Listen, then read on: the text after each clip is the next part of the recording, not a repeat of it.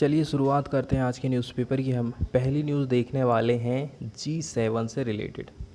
तो G7 का जो ग्रुप है और उसमें जो जो देश शामिल हैं उन्होंने ये डिसाइड किया है कि हम एक यूनिफॉर्म मिनिमम कॉरपोरेट टैक्स निर्धारित कर लेते हैं, जिसको इन्होंने 15% किया है। ठीक है। अब कुछ लोगों का कहना है कि ये बहुत ज़्यादा कम है। ठीक है। और कुछ लोगों का कहना है कि जो बड़ी बड़ी कंपनियां हैं वो हमारे देश में आकर्षित होंगी, जो जिनका बहुत बड़ा बड़ा कारोबार है।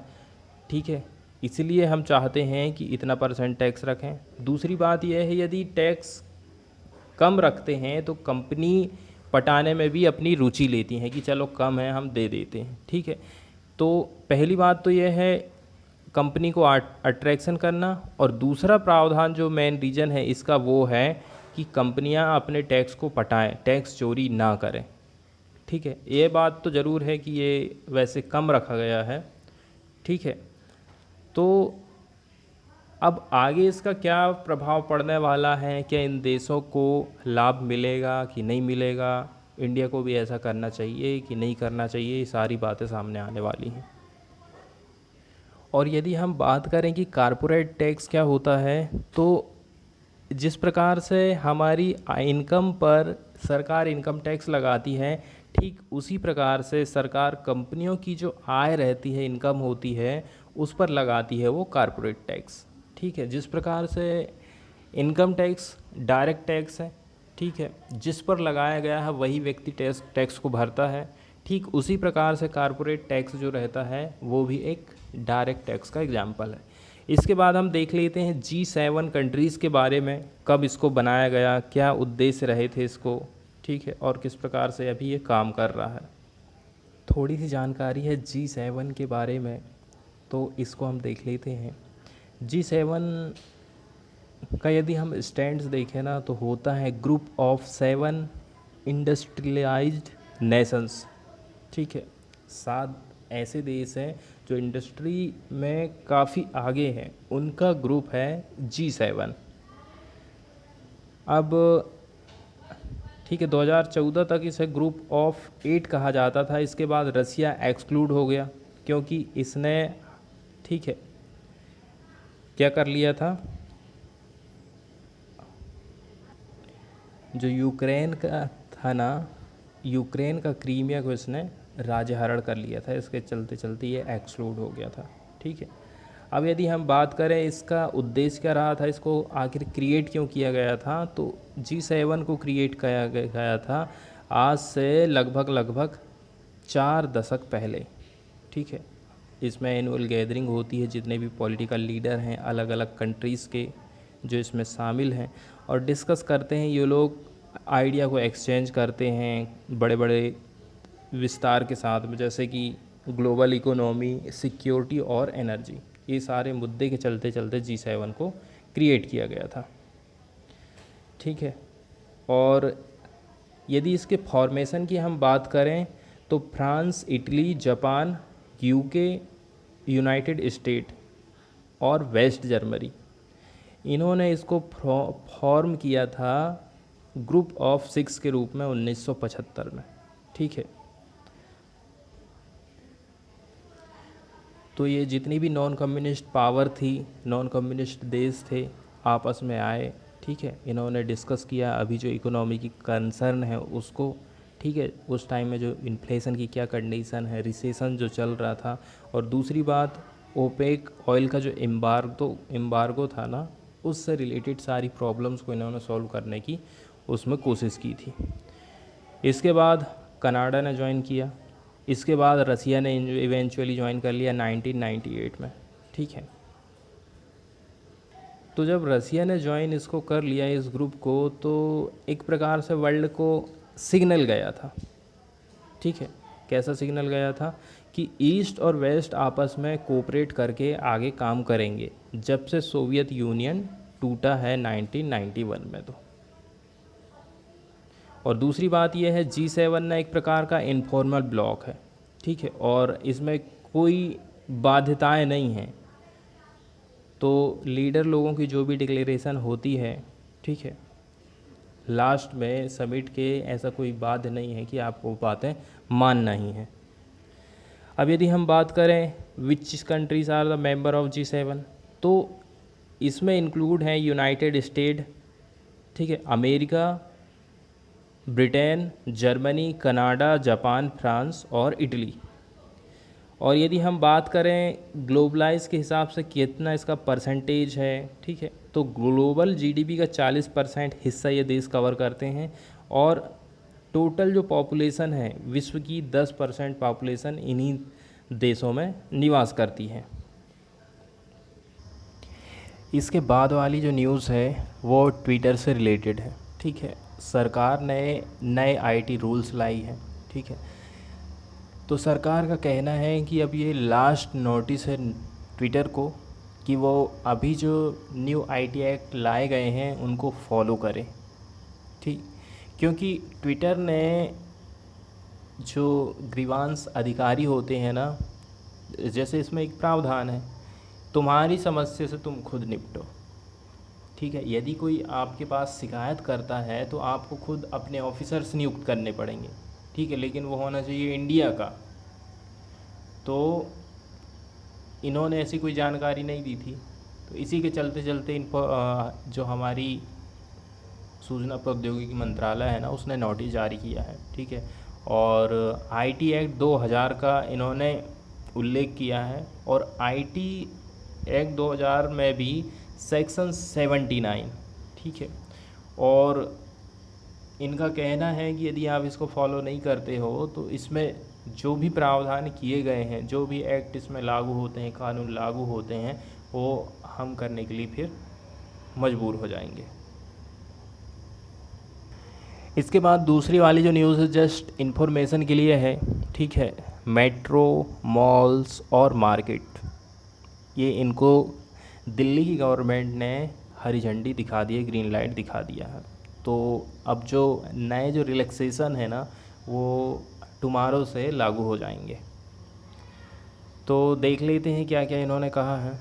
इन्होंने सैटरडे को अनाउंस किया था न्यू रिलैक्सेशन, जिसमें कि रिजम्पशन करने वाले हैं मेट्रो सर्विस को 50% कैपेसिटी के साथ में चालू हो जाएंगी, ठीक है। इसके बाद मॉल्स भी रीओपन हो जाएंगे और जो मॉल्स एंड मार्केट्स ये ऑड इवन बेसिक से 7 जून से चालू होने वाले हैं, मतलब मंडे से। इसके बाद यदि हम बात करें लिक्योर वेंड्स और जो नेबरहुड शॉप्स हैं, ये भी जो है ऑपरेशनल में रहेंगी, ठीक है, पार्ट ऑफ द सिटी जो अनलॉकिंग प्रोसेस है उसकी। इसके अलावा यदि हम प्राइवेट ऑफिस की बात करें तो इनको 50% स्टाफ के साथ में काम करना है। यदि यही प्राइवेट जो ऑफिसेस हैं वो इसेंशियल सर्विस में लगे हुए हैं तो वो 100% लोगों को, अपने स्टाफ को बुला सकते हैं। यदि हम बात कर लें cinema, theatre, bar, gym, spa, barber shop and beauty parlour will, ये जो है कंटिन्यू शट रहेंगी। रेस्टोरेंट भी जो है अलाउ है ऑपरेशन में, लेकिन ओनली होम डिलीवरी। तो रेस्टोरेंट भी चालू करने का प्रावधान है, लेकिन आपको होम डिलीवरी करने लगेगी, ठीक है। और यदि हम ऑल गवर्नमेंट ऑफिस की बात करें दिल्ली में तो 100% ऑफ एक ग्रुप ए के जो ऑफिसर्स हैं ना, ठीक है, इनको वर्क करना पड़ेगा। जबकि जो लोग जूनियर हैं ये लोग काम करेंगे 50% कैपेसिटी के साथ में। और प्राइवेट ऑफिस की यदि हम बात करें वो 50% कैपेसिटी के साथ में रीओपन हो जाएंगे। इसके बाद वाली न्यूज़ राजस्थान से है, ठीक है। इसमें बताया गया है कि राजस्थान की सरकार ने, ठीक है, क्रॉप लोन्स, किसानों को जो फसल के लिए ऋण कहते हैं ना, उसको देना स्टार्ट कर दिया।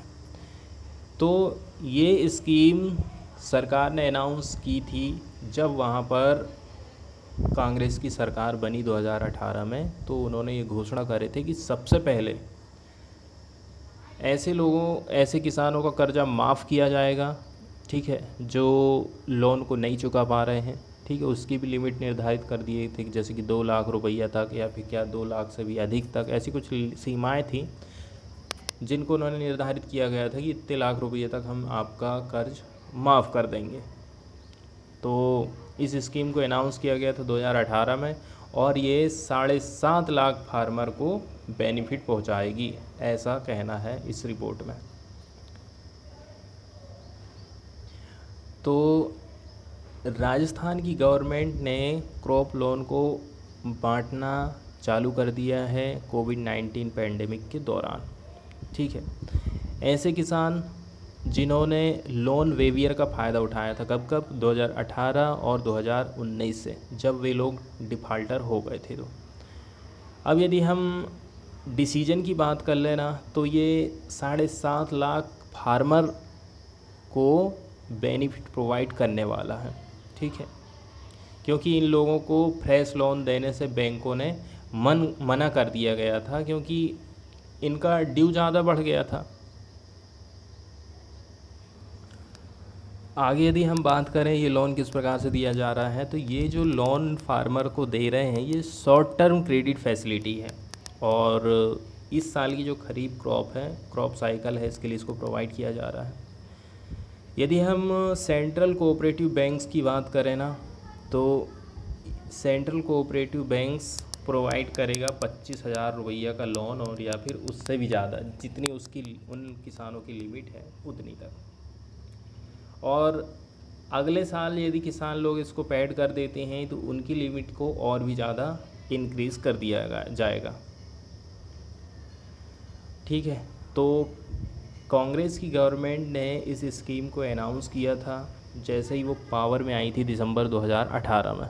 ठीक है, इससे सरकार पर 18,000 करोड़ का बोझ बढ़ गया था। ठीक है, और इन्होंने क्या योजना बनाई थी कि 2 लाख रुपया तक का जो लोन है इसको हम वेव कर देंगे, जो उसकी कट ऑफ डेट है वहीं से।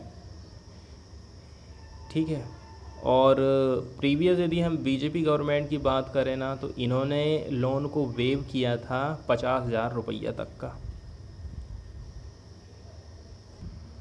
और ये जो लोन थे कोऑपरेटिव बैंक से यदि लिए गए हों तो 50,000 रुपये तक बीजेपी गवर्नमेंट ने इसको माफ़ करी थी। अब यदि हम बात कर लें चीफ मिनिस्टर अशोक गहलोत की बात, तो इनका ऐसा कहना है कि बीजेपी की गवर्नमेंट ने केवल 2,000 करोड़ रुपये को पेड किया था किसानों को, और बाकी का जो 6,000 करोड़ का बर्डन है ना, वो हमारी सरकार के ऊपर छोड़ दिया है, ऐसा राजस्थान गवर्नमेंट का कहना है।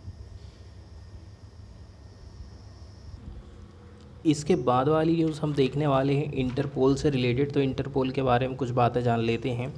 इंटरपोल का फुल फॉर्म होता है the International Criminal Police Organisation. Commonly इसको हम इंटरपोल के नाम से जाना जाते हैं। ये एक प्रकार का इंटरनेशनल ऑर्गेनाइजेशन है जो कि फैसिलिटेट प्रोवाइड करता है वर्ल्ड वाइड पुलिस कोऑपरेशन और क्राइम कंट्रोल। इसका हेड क्वार्टर है फ्रांस लियोन में। ठीक है, इसके प्रेसिडेंट है किम जोंग यांग, और इसके फाउंडर रहे थे जोहान्स स्कोबर। इसकी स्थापना की गई थी 7 सितंबर 1923 को वियना ऑस्ट्रिया में। तो इससे रिलेटेड जो न्यूज़ आई है उसको हम देख लेते हैं। यदि हम इंटरपोल के सदस्य देशों की बात करें ना, तो इसमें 192 सदस्य देश हैं। ठीक है, और पूरी दुनिया को ये सेफ्टी सिक्योरिटी प्रदान करने के लिए पुलिस से रिलेटेड सर्विस को प्रोवाइड करता है। इंटरपोल की स्थापना का सबसे पहले विचार आया था 1914 में मोनाको में आयोजित हुई थी एक इंटरनेशनल आपराधिक पुलिस कांग्रेस।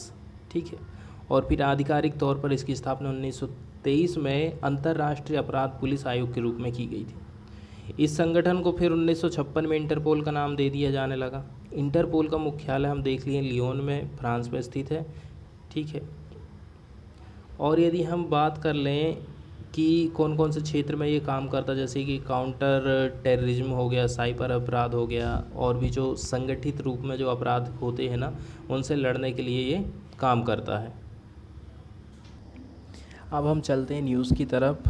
तो इंटरपोल ने एक ग्लोबल डेटाबेस को तैयार किया जिसका नाम है आई फैमिलिया। ठीक है, तो ऐसे लोग जो कि मिसिंग हैं और उनका कोई डाटाबेस लोगों के पास में नहीं है। तो ऐसे लोगों को आइडेंटिफाई करने के लिए क्या किया जाएगा, फैमिली का डीएनए लिया जाएगा, उसका सैंपल रखा जाएगा और उसी के आधार पर फिर लोगों की तलाशी ली जाएगी। तो इस प्रकार से यदि ये पहल हम देखें ना, तो ये वर्ल्ड में पहली बार लाई गई है। इसके बाद यदि हम फॉरेन वाले पेज से देखें तो हम आज नाइजीरिया का मैप देखेंगे, ठीक है। तो इसकी लोकेशन देख लेते हैं, ठीक है। पिक्चर में आप देख रहे हैं नाइजीरिया बनाया हुआ है, ये अफ्रीका महाद्वीप में स्थित है, ठीक है। और अफ्रीका महाद्वीप में भी कहाँ पर ये पड़ता है, तो इसका जो नॉर्थ वाला हिस्सा है और जो पश्चिम वाला हिस्सा है, यहीं पर इसकी लोकेशन है और वो स्थित है। इसका पश्चिम वाला जो तट है, किनारा है ना, यहाँ पर स्थित है। अब हम देख लेते हैं कौन सा ओशियन किधर पर पड़ता है। नाइजीरिया एक तरफ से सी से गिरा हुआ है, ठीक है, साउथ एटलांटिक ओशियन से।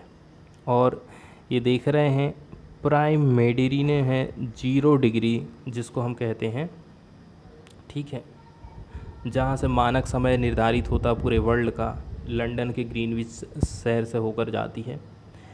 मेडिटेरियन सी हमने देख लिए, इसके नॉर्थ वाले तरफ में पड़ता है। और यदि नॉर्थ और हम इसके पश्चिम की तरफ देखें तो एटलांटिक ओशियन स्थित है। यदि हम नाइजीरिया के पूर्व की दिशा में देखें तो अरब सागर, रेड सागर और इंडियन ओशियन स्थित है। ये प्रमुख हम ओशियन देख चुके हैं, ठीक है। अब हम देखेंगे कि कौन कौन से देशों के साथ में ये बाउंड्री को शेयर कर रहा है। इस मैप से हमें बाउंड्रीज इसकी क्लियर हो जाएंगी, ठीक है। तो ये नाइजीरिया है और ये है इसकी कैपिटल लेगोस। नॉर्थ में नाइजर के साथ अपनी बाउंड्री को शेयर कर रहा है, ठीक है। और यदि हम जाते हैं इसके पूर्व वाले, ईस्ट वाले हिस्से में, तो थोड़ी सी बाउंड्री शेयर करता है चाड के साथ में, ठीक है। इसके साथ में कैमरून के साथ में अपनी बाउंड्री को शेयर करता है। कैमरून पड़ता है इसके ईस्ट वाले हिस्से और साउथ वाले हिस्से में, ठीक है। और यदि हम इसके नॉर्थ की तरफ जाएं और पश्चिम की तरफ जाएं तो बेनिन के साथ में अपनी बाउंड्री को ये शेयर करता है। और फिर समुद्र से जो लगा हुआ हिस्सा है वो शेयर होता है एटलांटिक ओशियन के साथ में। चलिए अब हम बात कर लेते हैं न्यूज़ की। तो नाइजीरिया ने ट्विटर को अनिश्चित काल के लिए, इंडेफिनिट पीरियड के लिए सस्पेंड कर दिया है, ठीक है। अभी 1-2 दिन पहले क्या होता है, ये जो प्रेसिडेंट है ना, इन्होंने एक ट्वीट किया था। अब वो ट्विटर का कहना है कि हमारी जो पॉलिसी है ना उसका उल्लंघन कर रहा था, इसी के चलते चलते हमने उसको डिलीट कर दिया। इसी के जवाब में नाइजीरिया ने ये कदम उठाया है, ठीक है। अब दिक्कत ये है कि इन्होंने एक बात कही थी कि अभी सीमा पर जो अलगाववादी लोग हिंसा या फिर जो ये सब दुर्घटनाएं हो रही हैं ना, ठीक है, ये संकेत दे रही हैं कि 40 साल पहले जो घटना घटित हुई थी उसका वो संकेत कर रही हैं, ऐसा इन्होंने कहा था। और ऐसे जो अलगाववाद लोग हैं जो हिंसा करते हैं, ऐसे लोगों को हम उन्हीं की भाषा में समझाएंगे, ठीक है। ये लोग पुलिस ऑफिसर और जो अन्य ऑफिसर हैं इन पर हमला करते हैं, उनको घायल करते हैं, तो इनके बारे में उन्होंने चिंता जाहिर की थी। और दूसरी बात ये है कि सरकार कुल मिला के आप ये समझ सकते हैं कि जो उग्र स्वभाव के जो लोग हैं, जो अलगाववादी स्वभाव के लोग हैं ना, उनकी आवाज़ को दबाना चाहती है। इसके अलावा यदि हम देखें तो इनका ये भी आरोप है कि जो अलगाववादी नेता हैं उन्होंने जो कुछ गलत भाषण दिए थे, ठीक है, जिससे लोग उत्तेजित हो जाएं, इस टाइप के जो भाषण दिए थे उनके लिए तो कुछ नहीं किया है। इस प्रकार से ये दोहरे मापदंड अपना रहा है ट्विटर, ऐसा इनका कहना है।